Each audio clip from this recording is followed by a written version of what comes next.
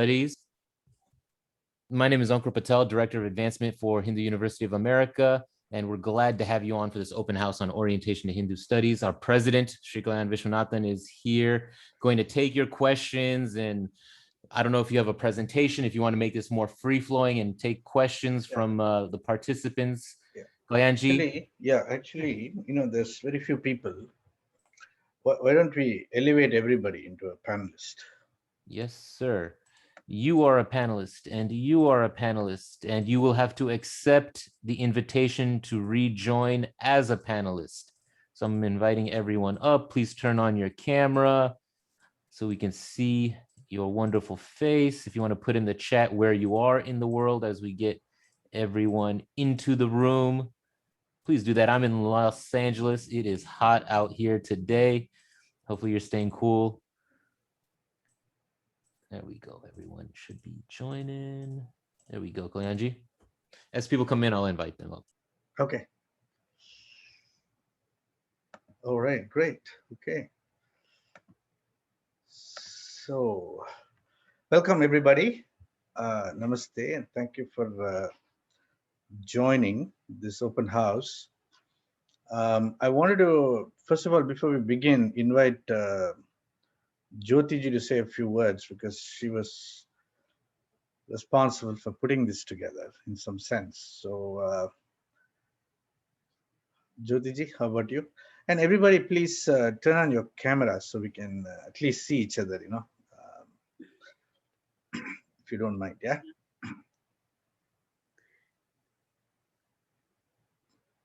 Namaste and welcome.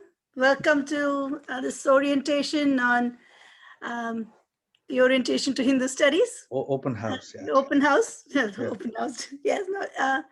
And I hope you get to know a lot about this course that I just took, and believe that it is the one course that everyone should be taking, and as soon as they can. Oh, well, they. So welcome. Okay. All right. I surprised you there by asking you to speak. So let me first start with this question. How many of you have already taken the course, the Orientation to Hindu Studies course? So let me ask you the question. Have you taken the course? Yes or no? Okay, you can write that in the chat window. Yes or no? Write in the chat window. Okay. Yes or no? Just type in the chat window. Yes. Yes. 2 yeses. No. 1 no. Yeah, everybody should. Go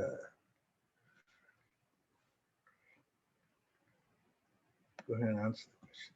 Not yet. Okay. Not yet.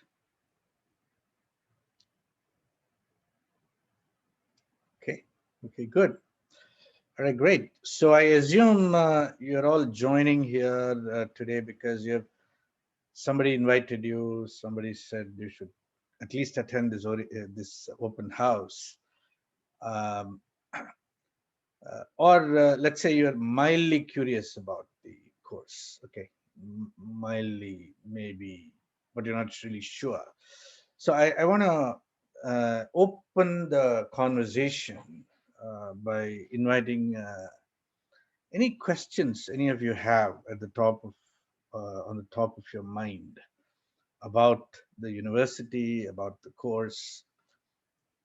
Meanwhile, Ankur, you're promoting everybody who's coming in as they join, right? Please remember to do that. So, does anybody have any opening questions? Okay, Varadaraj Kadambi is asking, are there any Sanskrit teaching programs? Wow, yeah, there's lots of Sanskrit. In fact, there are different levels of Sanskrit. There is very basic level for people who have no knowledge of Sanskrit, no knowledge of the script, Devanagari script. You can begin at a very basic level. If you already know the script and you know something, you can start at a slightly higher level. If you've taken courses in Sanskrit before, you can enter at an even higher level. So, I mean, there's an entry level test so that we can figure out exactly which level you are in, so that the right program is matched for you for your level of Sanskrit.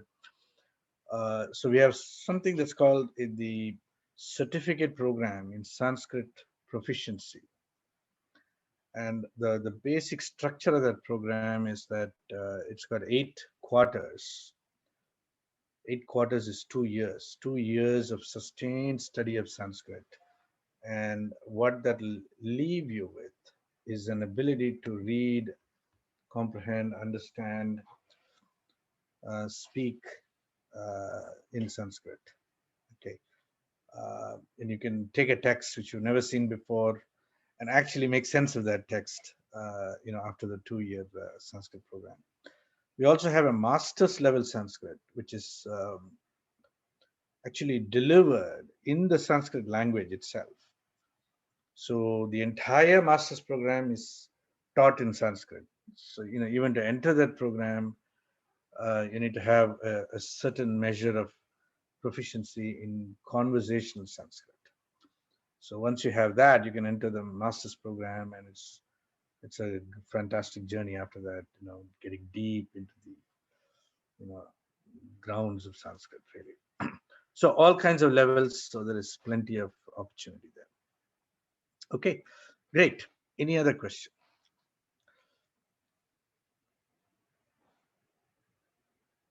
So there are a couple of people, Manikam Iyer, Urmi, who are in the panelists. Just elevate them, invite them to be panelists if you can.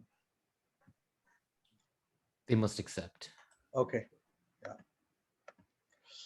All right. Any other quick questions to begin with? And I dropped links to the different certificate programs in the chat. So if you want to click through those, and as we go through, I'll put links in the chat.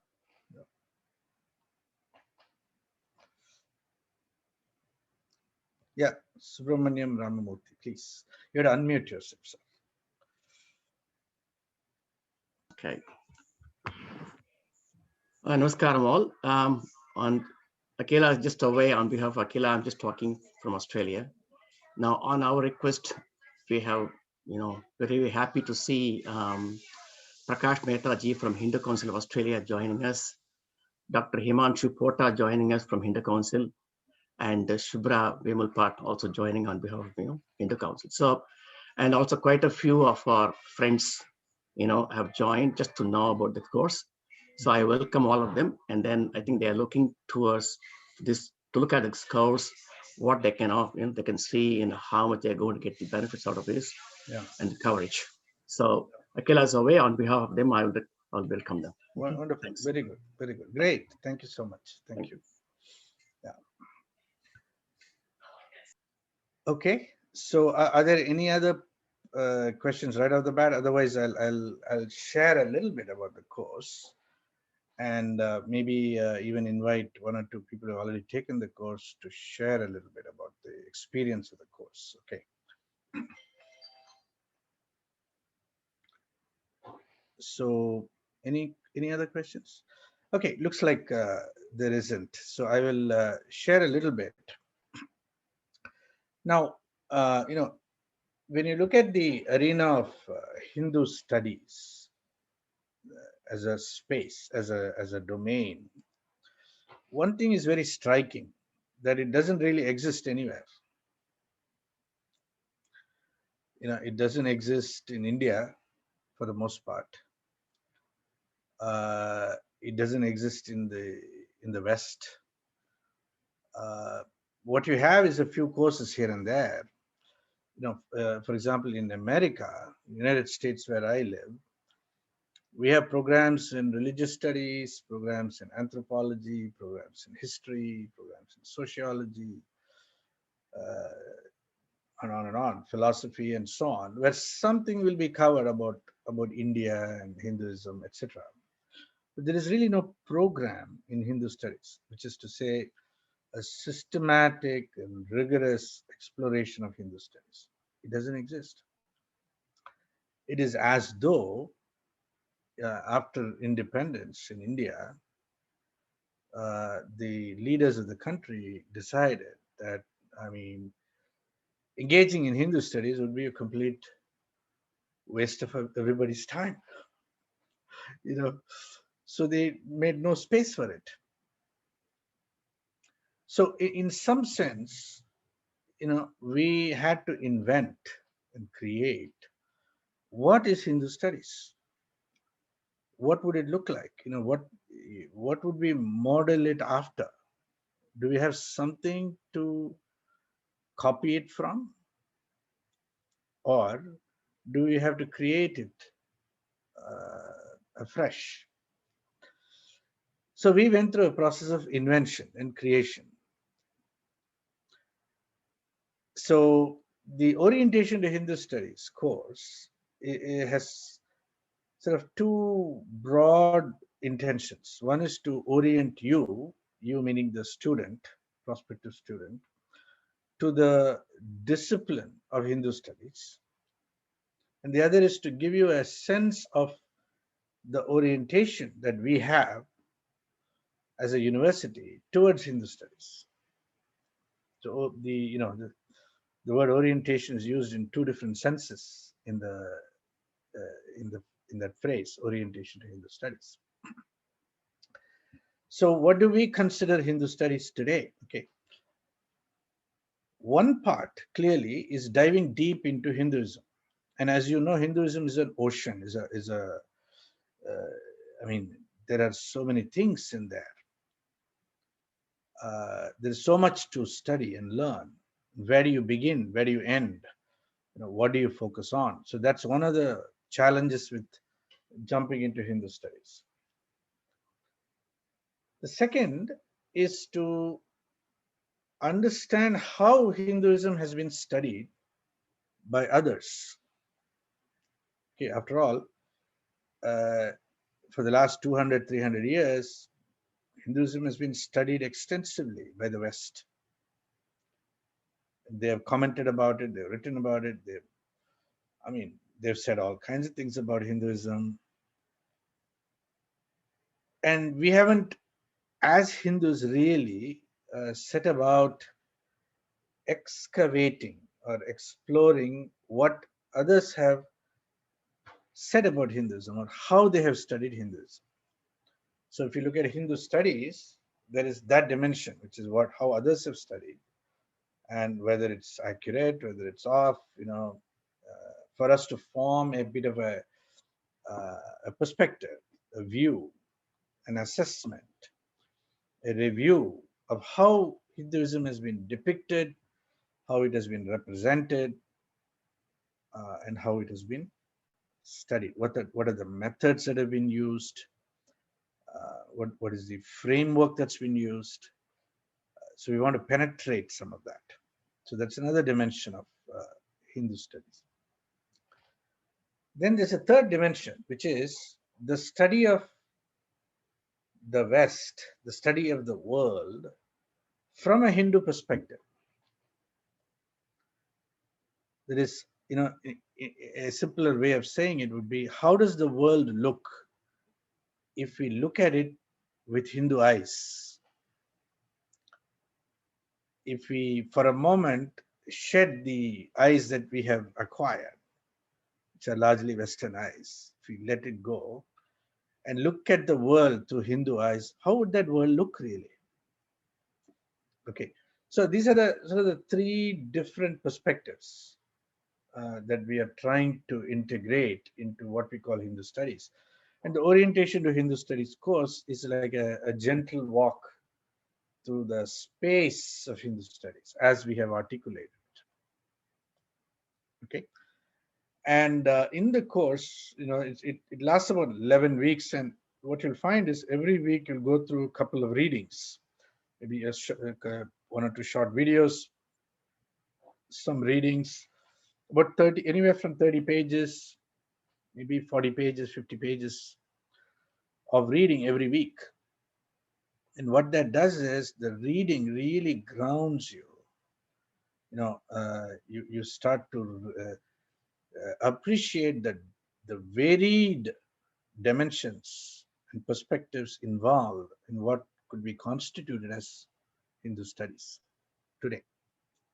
Okay, and one thing it does, it carries you way outside the realm of what we typically do, which is attend pravachans and Bauddhic sessions and conversational Hinduism, Katha, the Katha Pravachan type of uh, appreciating Hinduism, it gets you out of there into a space of academic engagement, which is unfamiliar for most of us. Okay, most of us are not familiar with academic study of Hinduism. In fact, first question that comes up for people is, why is it even required? What's the point of this, right? So let me pause on that note, and I would like to ask if any of the people who have already completed the orientation to Hindu studies course would like to say a few words about, maybe what surprised you about the course. What did you come into the course thinking you are going to get, and what did you really get from the course? What surprised you? What happened for you in the course? So, would anybody like to share a few words on that?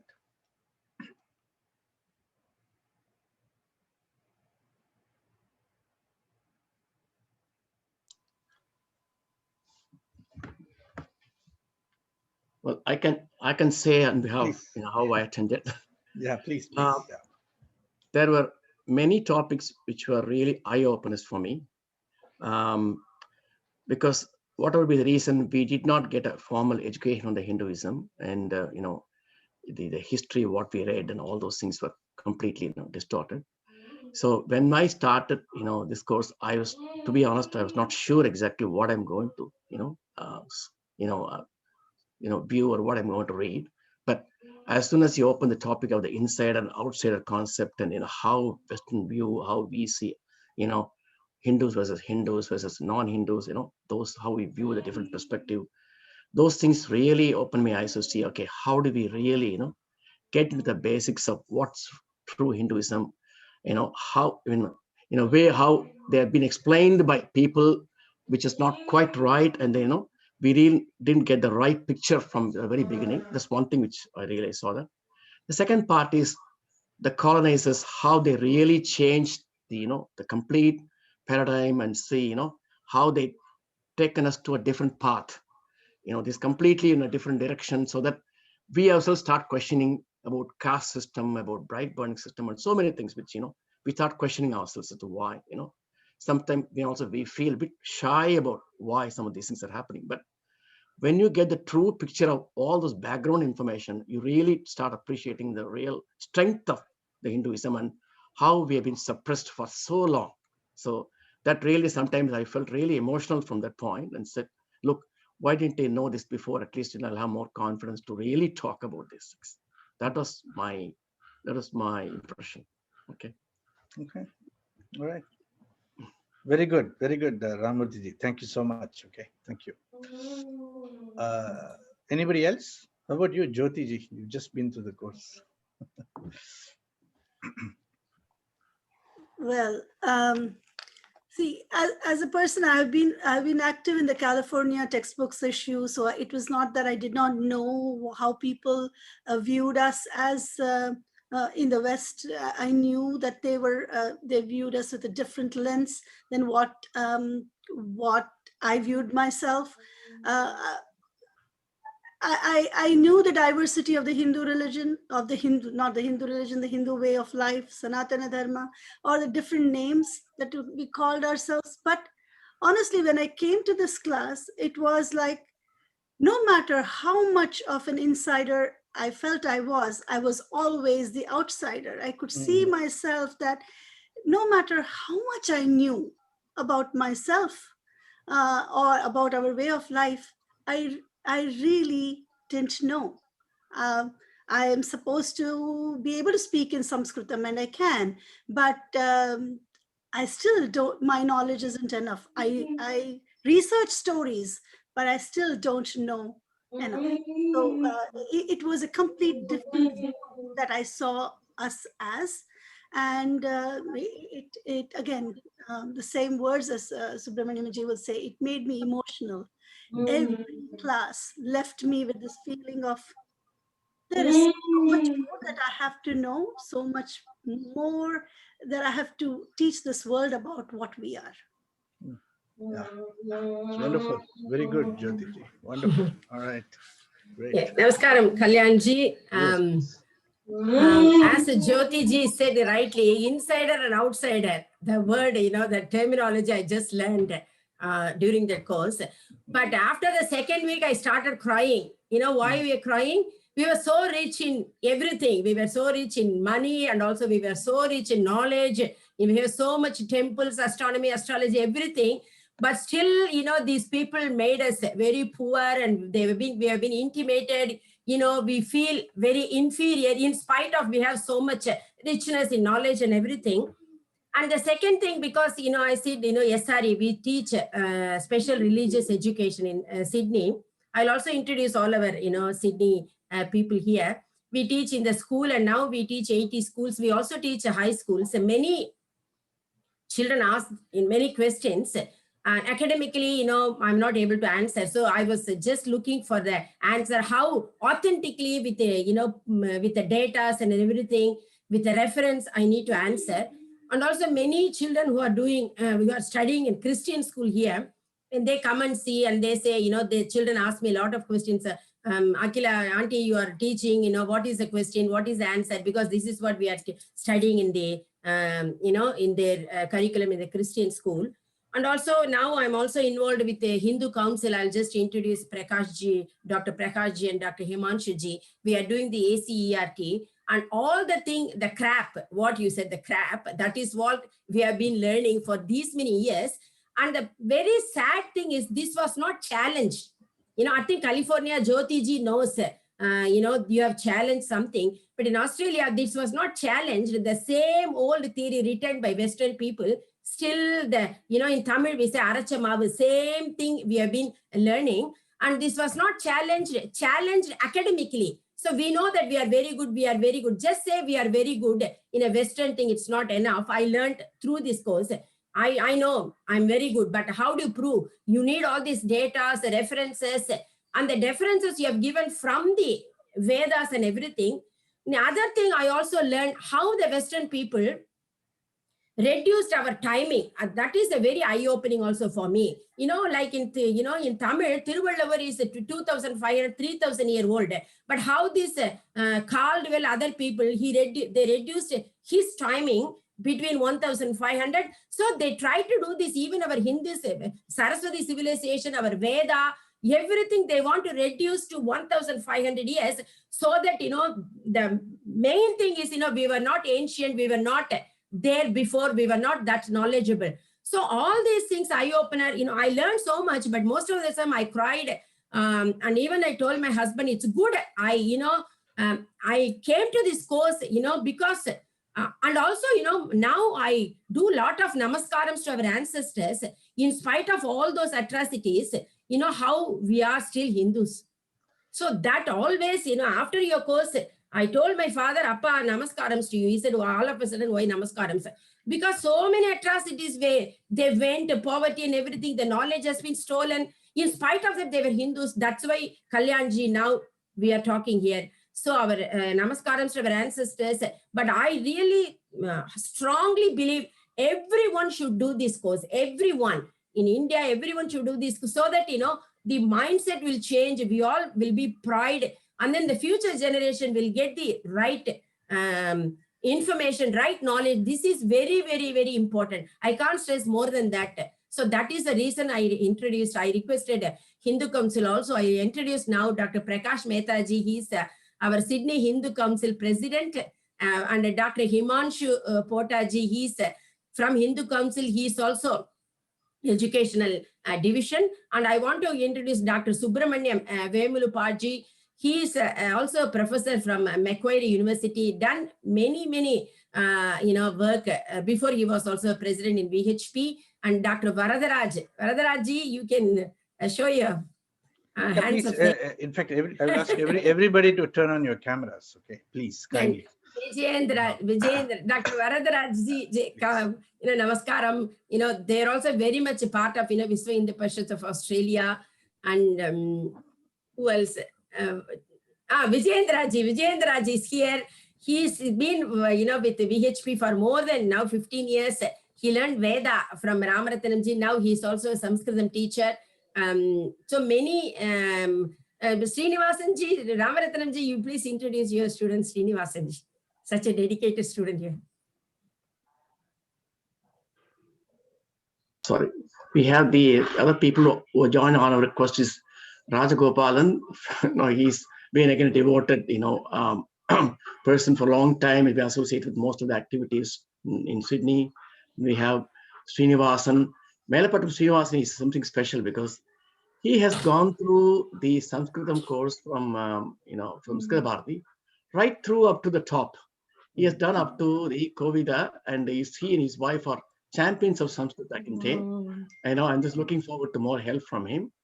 We have Srinivasan from, Srinivasan has been associated with all the Vedic related activities for quite some time.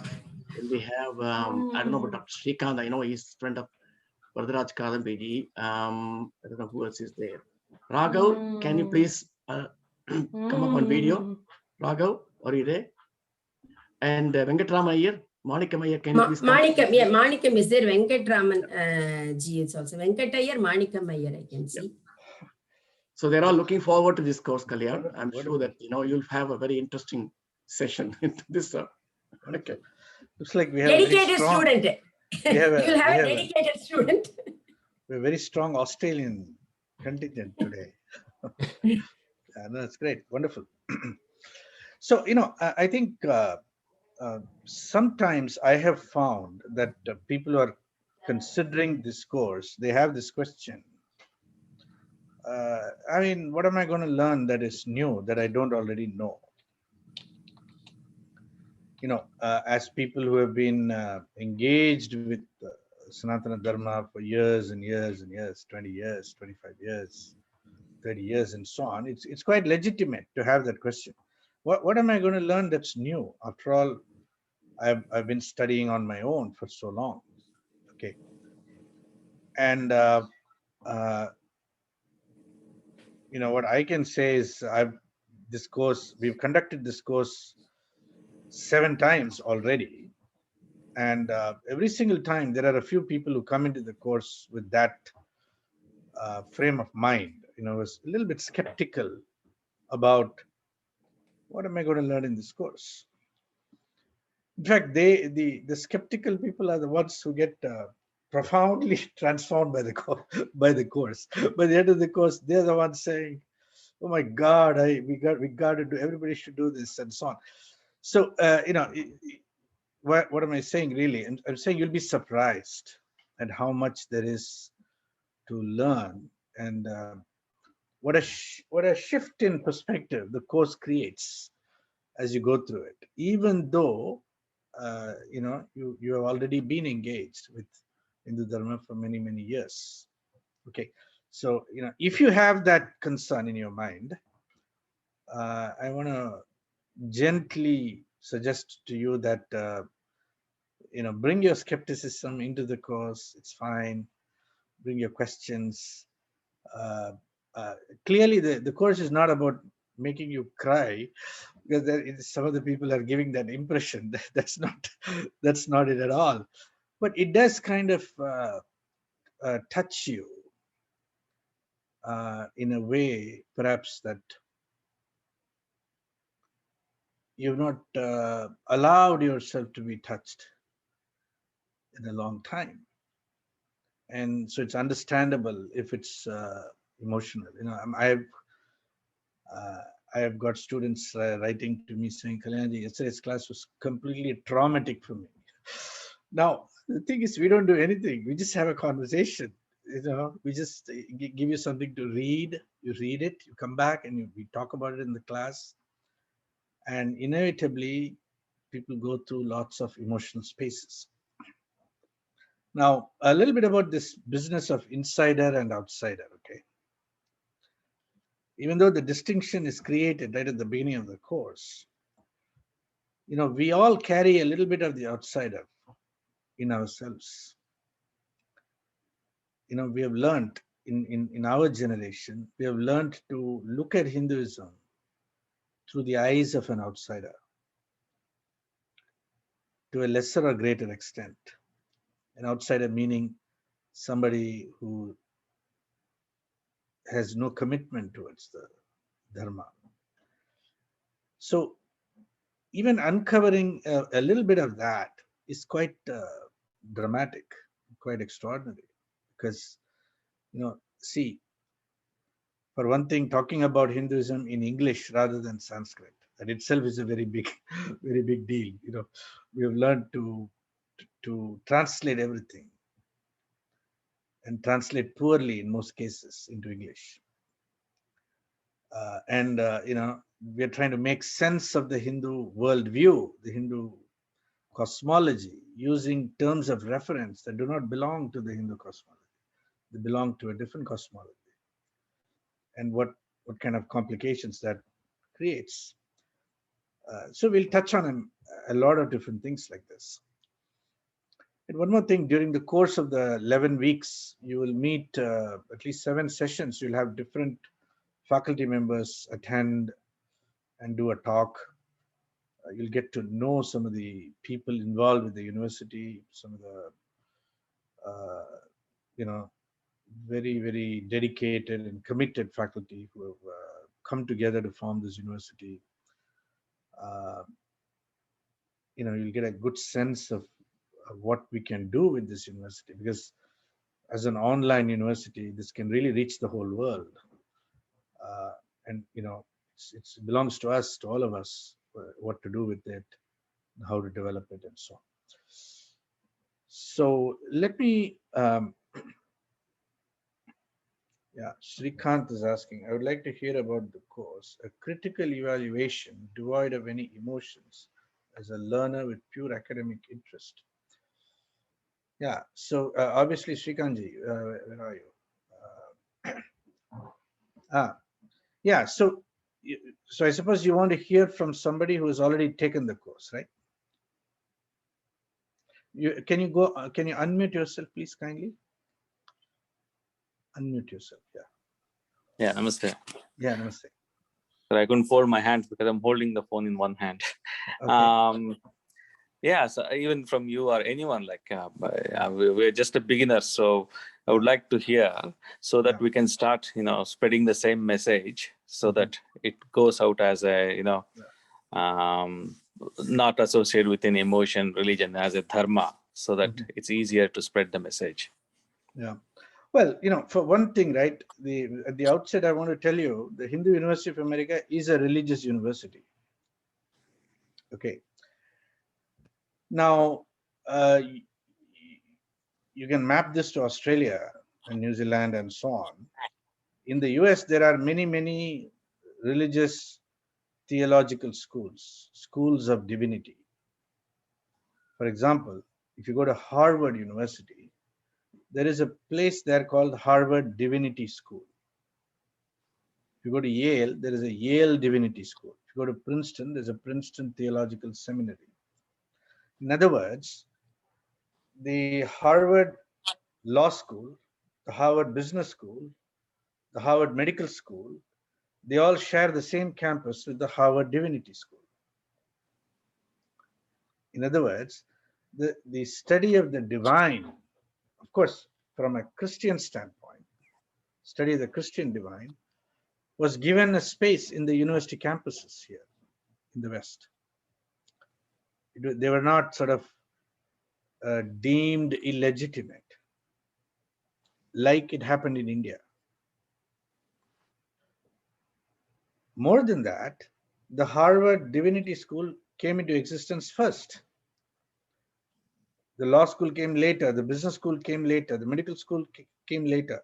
So divinity was the one thing they were studying for a long, long time. Okay, so now the Hindu University of America is a school of theology, a school of divinity, if you will, from a Hindu perspective. That creates a unique space for us. We don't have to pretend that we are somehow outsiders to the tradition or the religion.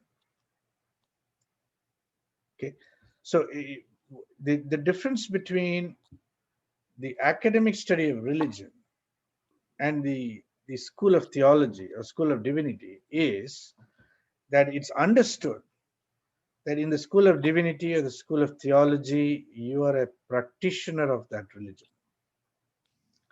And you're openly a practitioner of the religion. You don't have to hide it.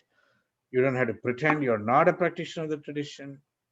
You embrace the faith, you express it, you're openly uh, you openly belong to a particular denomination. So in the West, there's a lot of places like that. You can say, I'm a Presbyterian, I'm a Catholic, I'm a Dominican Christian, and I'm a Episcopalian Christian, and so on and so forth. Whereas if you go to the other side of the house, which is the secular liberal university, you got to look at religion like some kind of distant and alien phenomenon, and you're looking at it like a scientist would, or like a researcher would, where you're not involved in the practice and the the commitment towards that particular tradition. Okay. Now, so both approaches, the approaching the tradition from within as an insider, and approaching the tradition from outside as an outsider, both are available in the West with reference to any religion, really speaking. And of course, when I say any, their religions, Christianity, Judaism being the top two, Islam is catching up, and Buddhists are setting up a lot of institutions of their own. Only the Hindus are very, very confused about this space. Both in India, we are confused. As soon as if somebody tries to introduce a Hindu studies program in a university, there'll be a lot of protest. Oh my God, the country is being saffronized. Oh, it should not happen. It should be secular and all that. So the when you say devoid of emotions as a learner, okay. So what I will say is that we will walk the line as insider and outsider. We go back and forth between the two paradigms throughout the course, and we'll sample ways of looking at things from either perspective. Okay, and things will become clear as you move through the course. And the insider outsider, this particular distinction will become very, very grounded. I think that's one of the intentions of the course. Yeah, Jyoti ji, you have your hand up, did you? Yeah. Yeah, after you say, I think I can try to answer. Yeah, please. Yeah. So, Shrikantji, what I noticed in the 11 weeks that we were there in that course, I attended just because I wanted to really see what it was. There was nothing, and I was a skeptic myself. Here's what I see. It's a very clear, as you said, a line drawn through the entire gambit of what a Hindu is or what we are in this space of the world or universe. And are we, how just the insider and the outsider isn't the only thing that is mentioned there, though that is the all pervasive thing, and that you can see that through every week. But we end up seeing all the kinds of research that is being done in the Hindu space. For instance, what is it about the Sindhu Saraswati civilization, or what we now know as or we have been taught to think about as the Harappa Mohenjo-daro area, the Aryan civilization, the invasion theory. Then about what Sanskritam is really to the West, from a Western point of view, while what it is really to us, what is the Mahabharata itself as a story. All these different things are taken, each is taken on a different week. Experts who actually teach that subject are brought in, and they bring in their perspective. And we, at every point, we see what more is there for us to learn, that what we may already know. We have all read the stories of Mahabharata. Most of us have gone through the Amar Chitra Kathas, etc. And and those were good things. But is there anything else that can help us go to the future generations? And it is in a very non-emotional way. When I think three of us spoke and we said that, oh, it made us emotional. It is not. That's not the best way to put it. And I'm sorry for putting it that way. It's when it makes us emotional. What it did is it made us reflect upon what we were, who we were, and where we stand in this phase. So it's that kind of a course. There are other students here too who were with that course, and maybe they can also help. It's a very reflective program. I would say it makes you reflect on who you are, what you are. If that helped. Thank you. Can you hear me? Yeah. Yeah, no, I was not singling out anyone or anything. Yeah. So please don't take it to your heart. It's fine, because this is how we have been taught in the past, how great we were. And every time the narrative takes back to thousands of years, and then we were so great. We had this Nalanda University, Takshila University, and we had scriptures. And then we all become emotional. I think that was the part where we got scuttled in the past, because we were emotionally attached to our philosophy. So the philosophy should have been devoid of emotions. And once we bring in emotions, so this is from my personal perspective. I have been a member of VHP, RSS during my school days. And, every time we speak, the thing was, oh, here he comes, brings his philosophy. And then we become so emotional with Ram and his philosophy. We didn't know whether it was a story or really happened, and nobody can prove or disprove. And we just ran away with whatever narrative was given to us on that day. But now, since I think we're getting mature, I'm 40 plus now. So now I want to see it through the eyes of, you all learn people, like what is your perspective on how we should be learning it, so that we can start teaching others. So, and then like, how do we separate philosophy from, like when we go to our Hindu philosophies like Dharma Shastra, Artha Shastra, Nyaya Shastra, so we have different departments, and none of them have any religious scripture attached to that. And I think it was all told, the narratives are all in stories, like from Mahabharata, Upanishads, Ramayana. So whatever we take, there are all like sub-stories and sub-stories. So every information was given to us in pockets of stories. But then those stories were disjointed. Like in one story, king can lie. In another story, king cannot lie. And the lying king becomes, okay, he's king and he can lie because he lied for a purpose. And the other king cannot lie because he's a king, he should never lie. So whenever we do that with emotions, we're losing track of the dharma here. Like Kalyanji so aptly said last week about Sanatana Dharma. And that's why I was so interested to learn from a perspective where I have no emotions attached. I'm like a Puritan basis, like, it's a religion, but also a dharma. So should we treat it as a dharma to start with, then attach the religiousness to it? One thing about the comment I was thinking, I'm sorry to be very critically analyzing this, because that's how I would like to look at it from now on. When we speak about other religions, they all have one God, one scripture, and they never gave birth to any other religion. But we have given birth to 4 or 5 other religions, and they all ran away with the Hindu philosophy. And they're all, I look like an offshoot of Hinduism. Like I consider Buddhism, Sikhism, Jainism.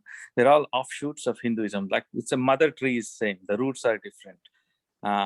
So hence, I just wanted to make sure that we started learning more from a learner's perspective. Like start from the basic, and how we branch out, maybe reading the scriptures. I mean, but maybe I will also try and become more emotional through the course, because that's how it sort of instigates our curiosity, but nothing personal about anything, and just wanted to learn more about the religion and also the dharma. Because I don't know where to separate dharma from religion. So that's, I think, my underwork through the entire course, my association with HUA all the while. Yeah. So Thank you. You have not taken the course yet, have you, Srikanji? No, not yet. I'll be enrolling it soon. Yeah. Please, time's running out. Do it quickly, okay? So now here's the thing, okay? The very first thing to recognize in what you just said is, see, the word dharma is our word, is a Hindu word. Okay. The word religion is not our word, right? The word religion. So now, unfortunately, what we've done is we've mapped dharma to religion, and everybody knows this. You all know this. And the moment you map it like that, it creates enormous distortion, right? But what is the origin of the word religion? Where does it come from? See, what is the history of the word religion? If we don't study that, we'll end up mapping dharma to religion, be dissatisfied with the mapping. Then we say, no, no, no, dharma is not religion. It's something else. You can't map it as religion. Okay, then how do you map it? To what word? You can't really map it at all. You know, it doesn't map to an English word very easily. It's got so many different shades of meaning. But we know it's not religion. Then how do you describe it? Okay, so in other words, right? See, we get into these tangles when we are trying to express something in a language that's not our own.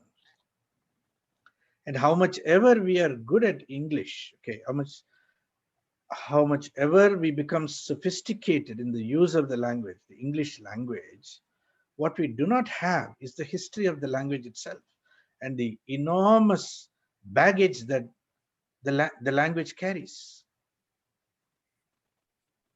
Okay, so religion comes from the word religio in Latin. What did that word mean when it was originally used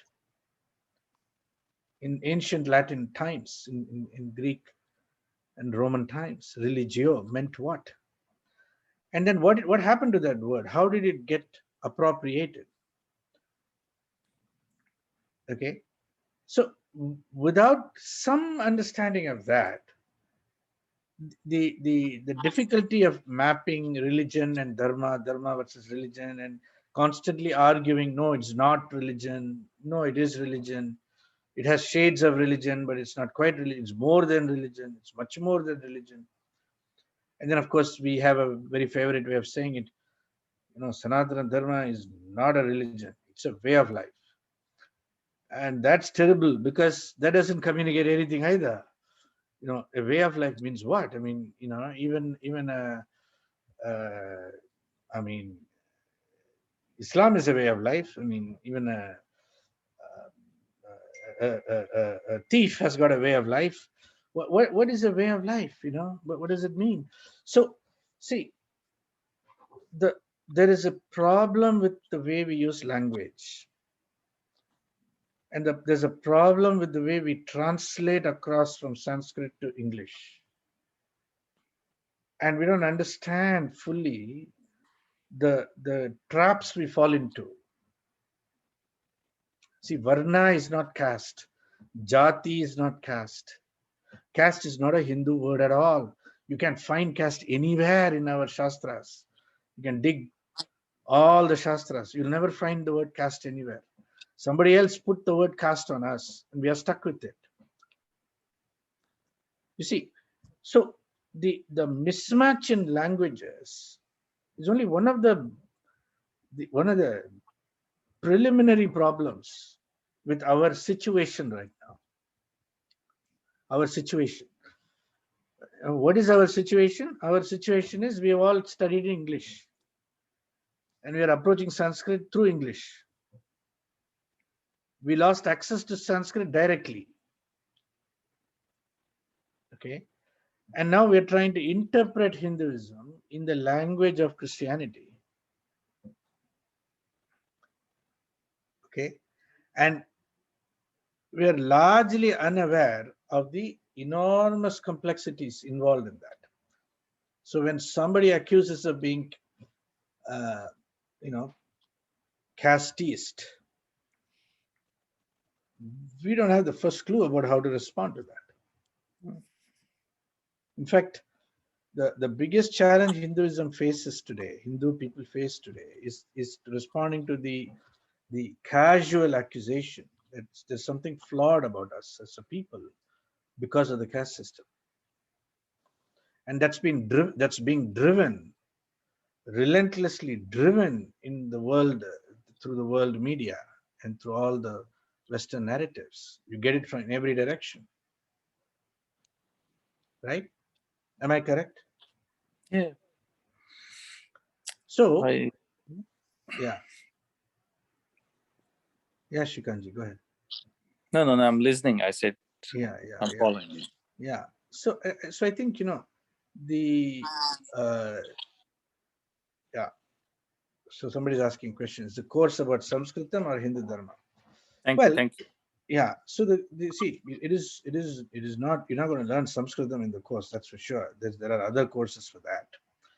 But we will certainly discuss the significance and importance of Sanskritam. We will discuss the challenges of translating from Sanskrit into English and other languages. We will discuss the antiquity of Sanskritam and the enormous problems Sanskritam generated for Western Europe and Westerners, what they did with it. So we will cover a lot of ground, but we are not going to learn. It's not a course about learning Sanskritam. That there are other courses for that. I hope that's clear. Okay, but the what you will come face to face in the course is the predicament of being a Hindu in the modern contemporary world. We have a predicament. The predicament is we are trying to live a dharma, live a culture, live within a system of values, which is being relentlessly problematized by the West. And the younger generation, our younger generation, get easily carried away by the conversations that the West keeps generating. Right? So how do you transmit the dharma in this kind of environment?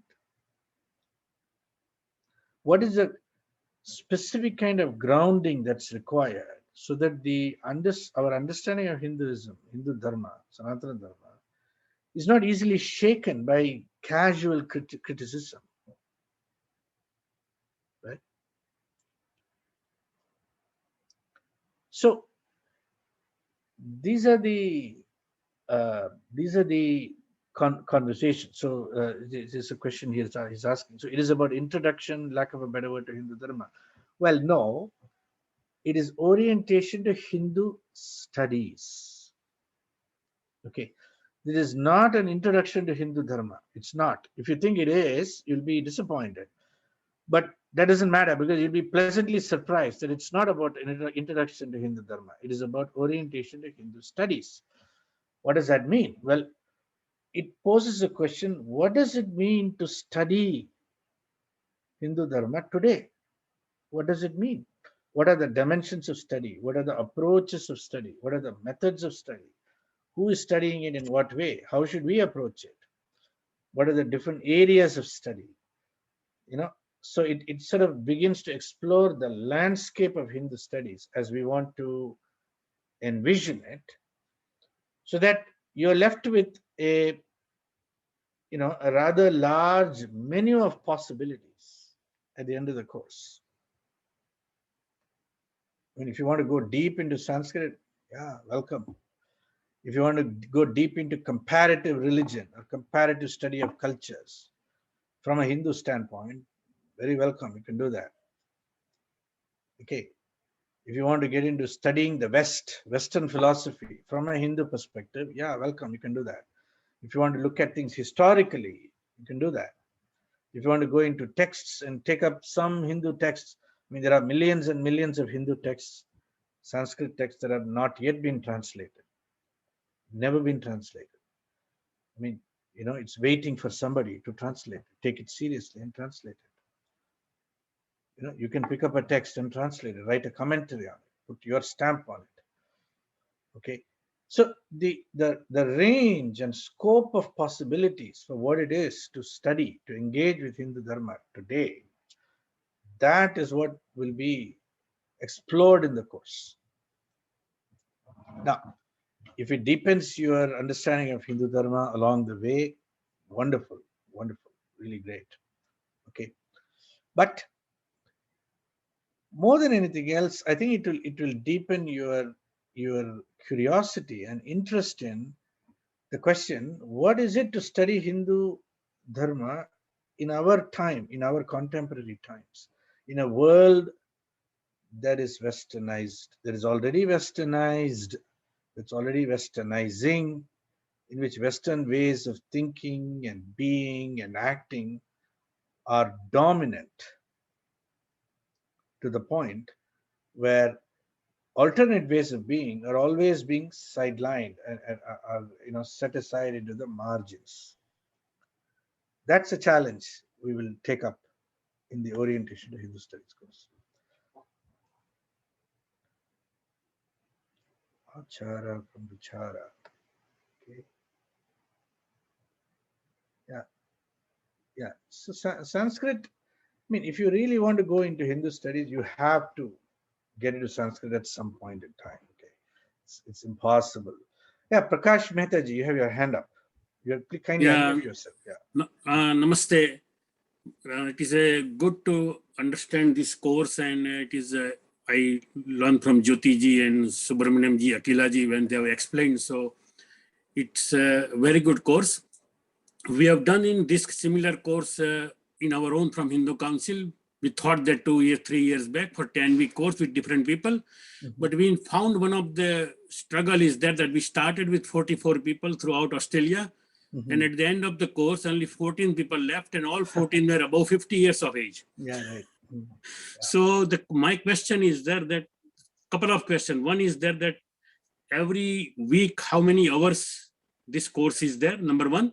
Yeah. Number two is there that if somebody missed because of whatever family commitment or youngsters have to drop the kids for sports and all these things, so they missed out our course. Yeah. Is there any material available so they can catch up? Yeah, absolutely. And number three is there that how to motivate them so that they can continue the whole course. Yeah. So, and we actually done that, and we thought that we should do some similar course, but this is readily available. So we will promote this course in our Hindu Council throughout the Australia so that many people can join, and this will definitely help us to create a young Hindu advocates when they go to the various forum. Yeah. So great. Okay, so let me take them one by one. Okay, the very first question is, there is a class every week for about 90 minutes.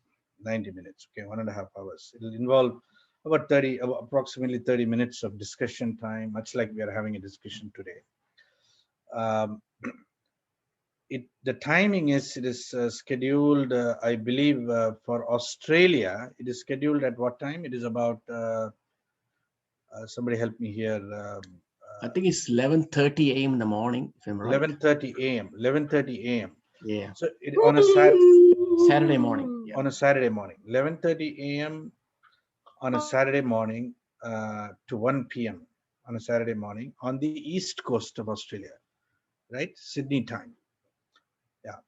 Now, for me, where I am situated in Dallas, Texas. It'll be 8 p.m. On a Friday evening. Okay. So that's the class hours. Now, apart from the class, there'll be readings assigned every week. The weekly readings will take anywhere from a couple of hours, 1 hour, 2 hours, maybe 3 hours to read. Okay. And everybody should set aside time to read. And I usually, like to suggest that you read, depending on your reading habits, read early morning before you leave and get ready for all your daily activities, or read late in the night when you're done with the day, but finish the readings every week, because that makes a huge difference. So that's the time commitment. Now, if you miss a class, you have to miss a class. All the class recordings will be loaded on a playlist, and it will be located in the learning management system. You can always go back and revisit the classes. The recordings are available to you, to the students forever, basically. But you'll have to log in to the LMS to get access to it. Once you figure out how to do it, you can get in and listen to anything you missed. Okay. Did I cover everything there, Prakashji? Is there anything I missed?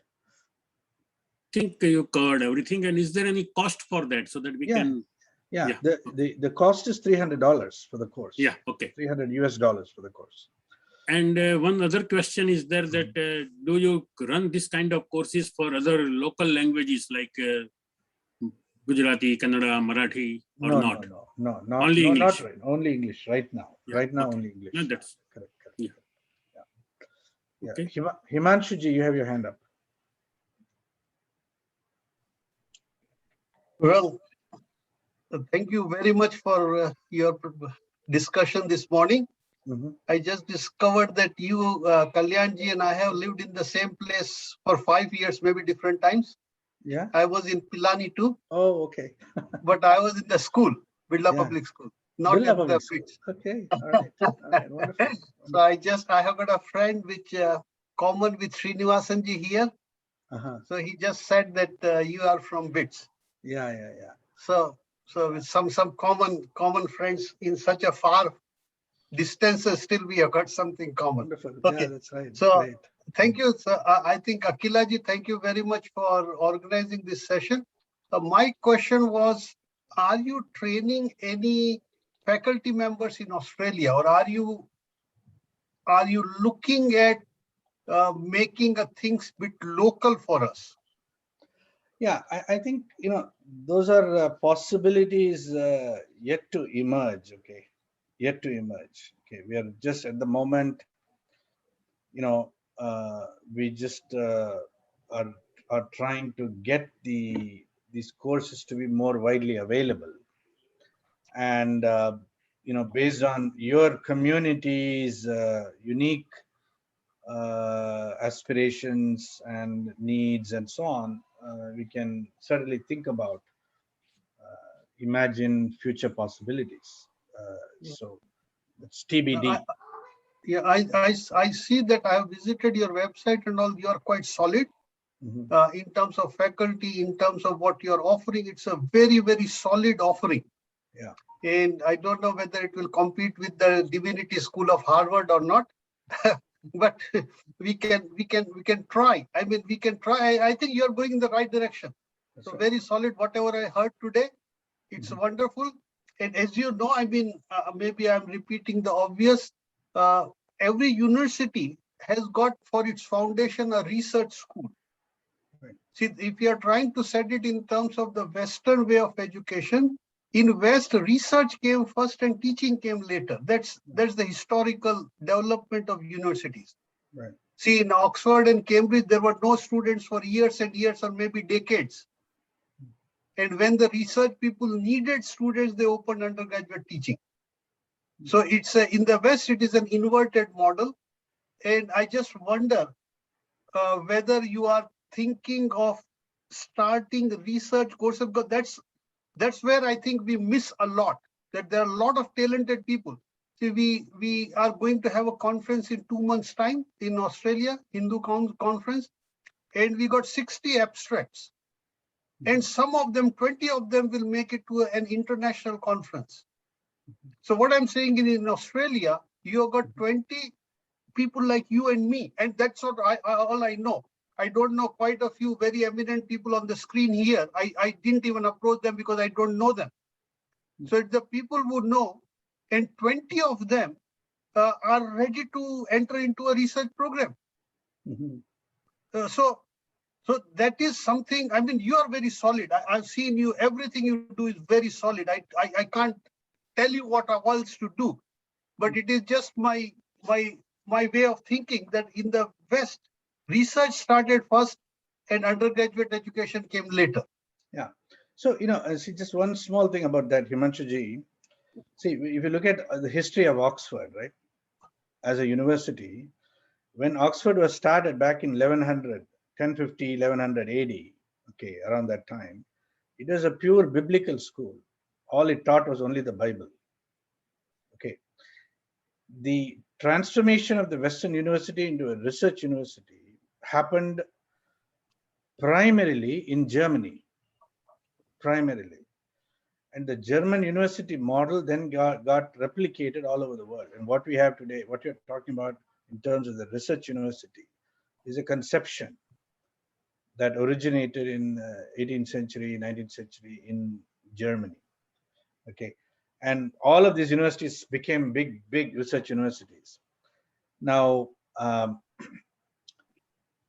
we will have a division of advanced studies. We have a place for that. So there are a couple of ways we want to situate it. One is students who want to get a PhD, they are anyway going to go through research and dissertation and so on. So that's a natural growth for the research dimension there. And we expect that the quality of the research and writing will be world class, in contemporary terms. The second is people who already have a PhD. Okay, not in Hindu studies, because I've not seen anybody with a PhD in Hindu studies, so it's not likely. But some related discipline, could be a PhD in sociology, a PhD in anthropology, a PhD in psychology, or a PhD in history, etc. Something in the liberal arts, social sciences, humanities, generally speaking, right? Those people, if they want to now pursue research and writing in a Hindu context, we want to accommodate them in the division of advanced studies. So we want to, in fact, if I can get a grant from somebody, I'll make this available as a kind of a research fellowship program where people come together and participate in advanced research and writing and publication, not really taking classes.